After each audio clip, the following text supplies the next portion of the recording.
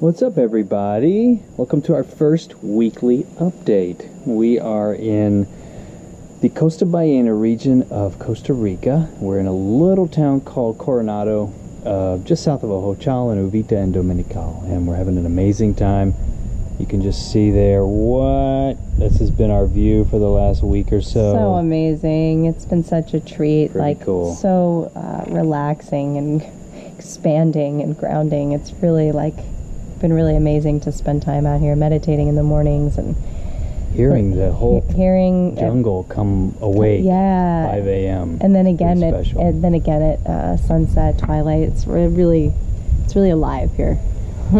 So these are going to be a series of videos. We're going to release these every Friday. That's the plan now, and it really comes from an intention, I think, or a yearning to be more transparent and very clear and honest about our journey and what this is like. I think just to really be quick. We lived in New York for a long time. We met in New York, went on our first date in Brooklyn. We lived there for a long time, loved New York, but eventually grew tired of the city for various reasons, and a real theme for us has been a longing to get back to nature.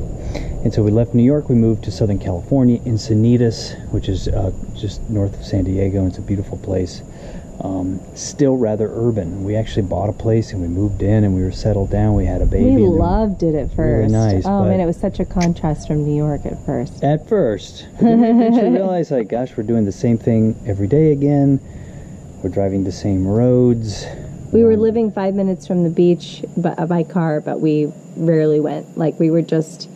I had kind of transplanted the same job I had in New York. Literally, I did to remote job in Encinitas. I was in the condo all the time working. Steven was kind of half taking care of Sophia and half trying to get work done. And we had help, and it was just all we were doing was kind of paying the mortgage, working the job, getting chores done.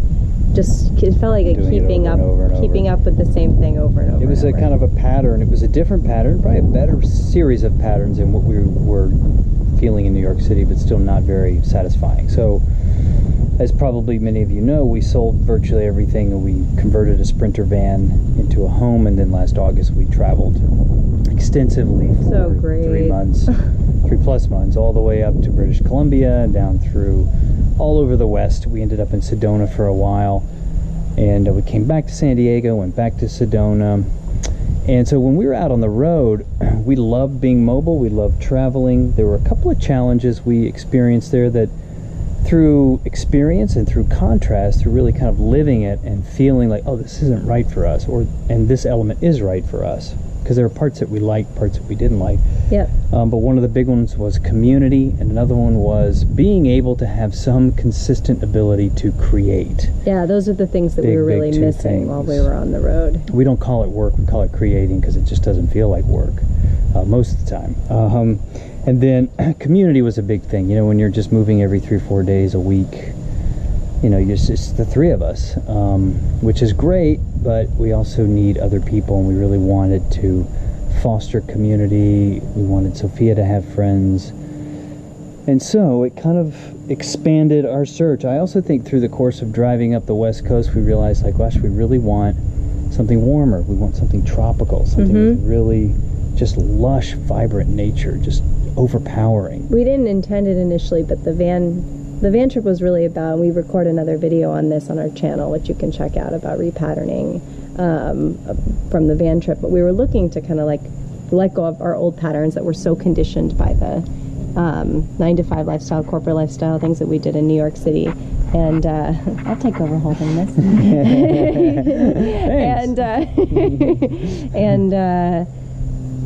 So we wanted to let go of all that, and that's why we got into the van. But we also wanted to see what a mobile, tiny-ish life would look like in terms of simplicity, minimalism, things that we wanted to try for a long time.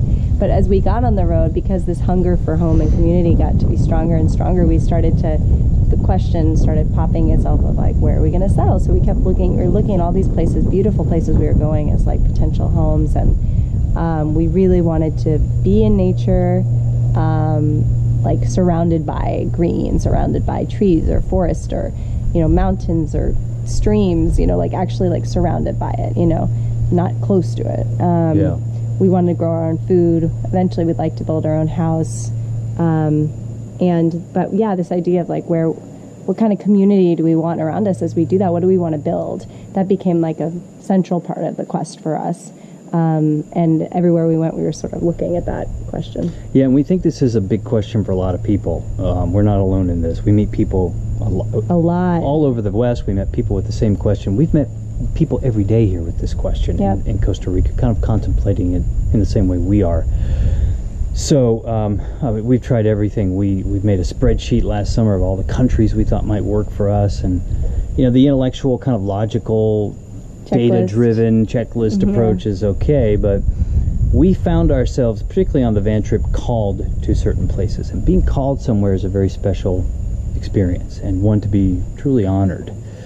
We felt called here, and we felt in a similar way called to a few other places. A small little list: Thailand and Bali, Southeast Asia were on that list, and but Costa Rica really kind of fit the bill in every way that we thought it would. So we came here, and then we connected all these people who really resonated in terms of a possible community who were interested in coming here as well. So we attracted this group of like 20 people from a retreat we went to, and everyone was interested in Costa Rica. And so some of us did gather here, but it was kind of a way the universe might pull you in a certain direction, and we showed up and it wasn't quite what we thought it would be. It was still great.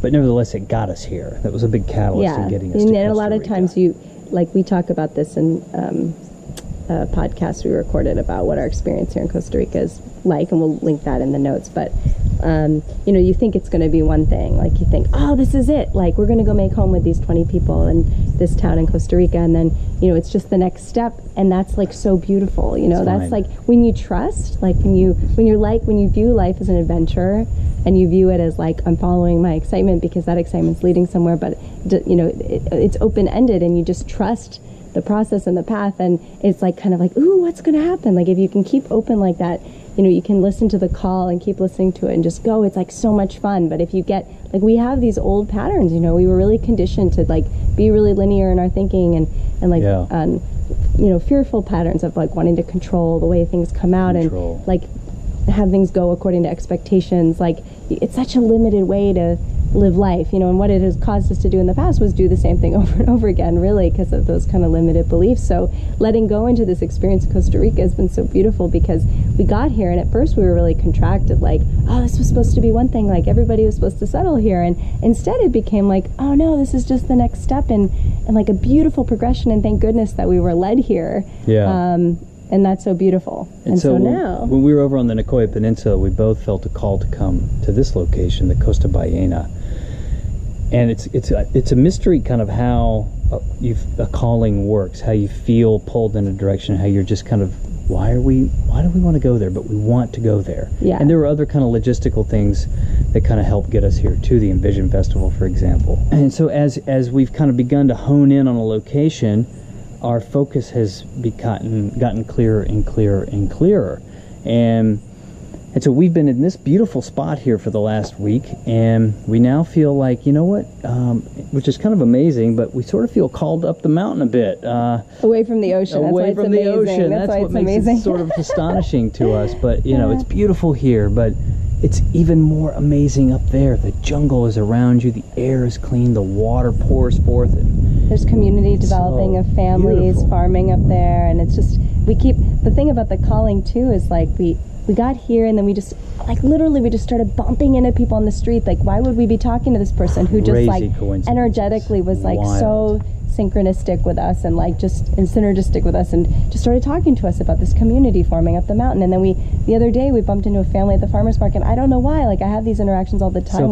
Sophia's a big catalyst. Sophia. She always goes over to another child or another. It's true. She's the door opener. She knows exactly who to talk to. She knows how to follow her inner compass and her source and her call. She's not overthinking everything like we are. So anyway, ran into another family who again kind of pointed us up the mountain, and that felt exciting. And so we're going, and we were kind of getting contracted about our next step, like, oh, this house is so comfortable, and oh, we got to go down to the Osa Peninsula because we're close to here. And then we were looking through guidebooks, how are we going to make that happen? And then instead we got directed in this other way. So that happens in a couple of days. We'll head up there. We'll see what happens. But this is kind of the big question of what is home? Where is home? What does it look like? What does it feel like? And I think the kind of takeaway here for us is to really listen to how you're called. Totally.